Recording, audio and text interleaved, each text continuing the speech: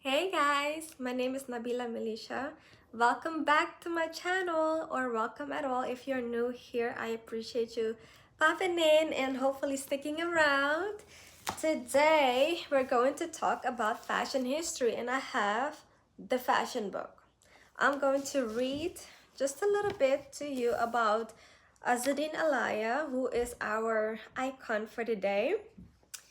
The book says Amazonian models in skin-tight dresses and high-heeled shoes embody the slick sex appeal of the Dress to Kill 1980s. Each wears an outfit from Azzedine Alaïa 1987 Spring-Summer collection.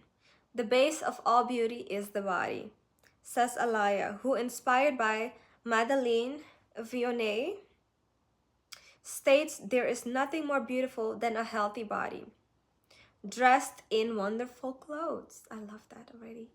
The king of cling, Azzedine Alaïa, is an expert manipulator of the female form, having studied sculpture when he was younger.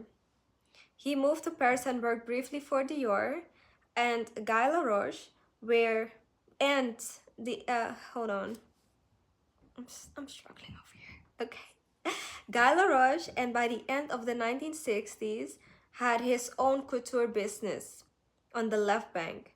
In the early 1980s, his stretchy dresses and bodysuits, constructed from thick knitted panels, came to define the Lycra revolution. In 2008, he was made Chevalier de Légion d'honneur. Forgive me, guys. I tried to be a little French there. And presented oh my goodness, presented his autumn-winter 2011 haute couture collection in Paris after a long absence from the catwalk. This is the picture in the book. I hope you guys could see that. These are the models in his skin-tight garments. So one of the pieces that he was very known for is the hooded dress. Let's see, I'm gonna show you guys what the hooded dress looks like.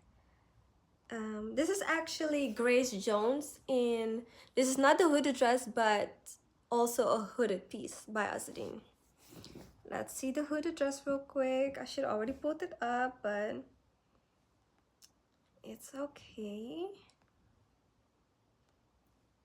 Oh, this is so gorgeous, guys. This is the hooded dress.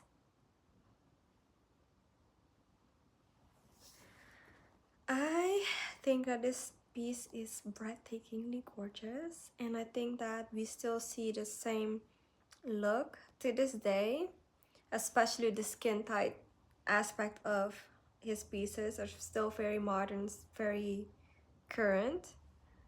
There's a white one I want you guys to see also. Bear with me. Okay. Oh my gosh, this thing's tripping. Come on, load.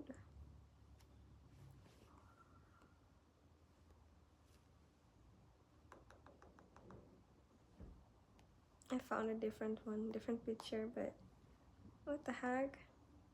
Okay, guys, you're just gonna have to look it up on your own time, but that's the picture that I was going to show you. It just wouldn't, you know, get bigger, whatever.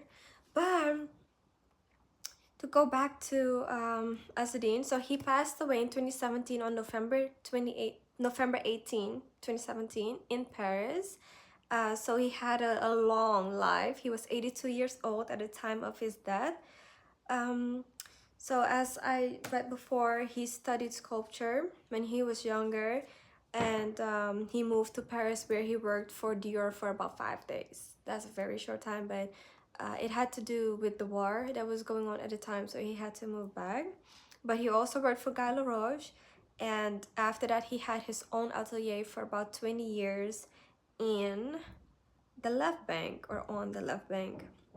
So his stretchy dresses and bodysuits is what he's very known for, and that was basically constructed from knitted panels. And a knitted panel, knitted fabric is basically a stretchy material, stretchy fabric. Okay, let's see. So he was known for deft tailoring, very tight fits, curve accentuating seams, leatherwork, inventive use of knits. So he was voted Best Designer of the Year and Best Collection of the Year by the Oscars de la Mode by the French, at the Oscars de la Mode by the French Ministry of Culture in 1984, and Grace Jones actually carried him on the stage in her arms, which is a very memorable moment to this day. And then in 1988, he opened his own boutiques in New York, Beverly Hills, and Paris. And his seductive clinging clothes were a great success, and that basically brought him the name the King of Cling by the media. And then after the death of his sister in 1980, oh my goodness, slow down. After the death of his sister in the 90s, he kind of disappeared from the fashion scene, but he still continued to create for his private clients.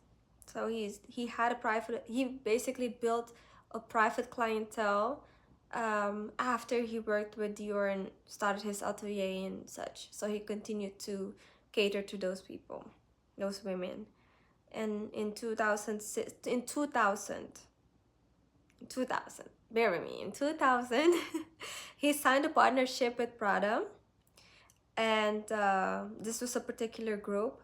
So he worked with them until 2007 when he actually bought back his fashion house and brand. But the shoes, his footwear, and his leatherwork continued to be produced by Prada.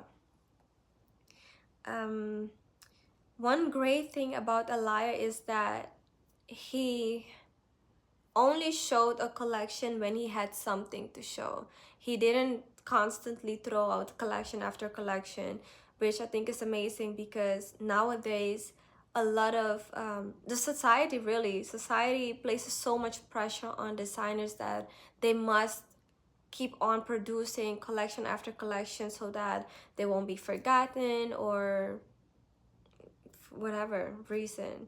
And I think that it's really about quality, not quantity. It's not about how many collections you can produce, it's about how well you produce your collection when you finally produce one. And I think Gopay is one of them people also that doesn't necessarily produce a lot of pieces, but can work for years on one particular piece.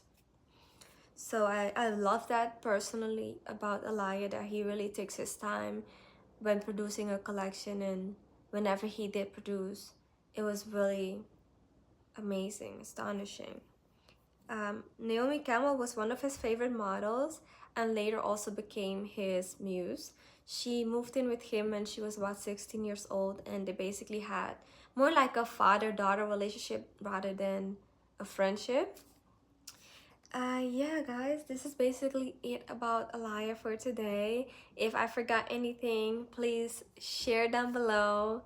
And yeah, it was short and sweet, but hopefully you enjoyed this video as much as I did making it. I was a little nervous, as we can tell, but I plan on doing this more often. Let me know which designer you want me to talk about next, and I hope to see you in my next video. Thank you guys. Bye.